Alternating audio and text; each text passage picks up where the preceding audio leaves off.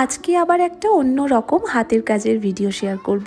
কাজটা খুবই সাধারণ হলেও একটা পুরনো জিনিসকে আজকে আবার নতুন করে ব্যবহার করব। এই যে ফটো ফ্রেমটা দেখালাম, এটা বেশ পুরনো আর অনেক দিন থেকে এভাবেই বাড়িতে পড়েছিল। গোল্ডেন কালারের ফ্রেমের মধ্যে আমার আবার ছবি রাখতে খুব একটা ভালো লাগে না, তাই ভাবলাম বাড়িতে যে আর্ট পেপার রয়েছে তার উপরেই সাধারণভাবে একটা ছবি এঁকে রাখা যেতে পারে, খুব একটা খারাপ লাগবে না।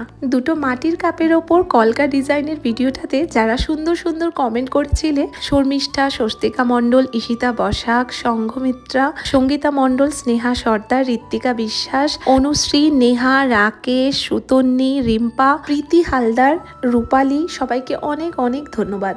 এদিকে আমার ছবি আঁকাও কিন্তু একদম কমপ্লিট, তবে এটা কাচের ভেতরে রাখার আগে লেমিনেশন করে নিলে বেশি ভালো হবে। তবে আপাতত আমি দেখানোর জন্য এভাবেই রাখছি। এই খালির ফটো ফ্রেমটার মধ্যে ছবিটা রাখার পর এখন কেমন লাগছে কমেন্টে জানিও।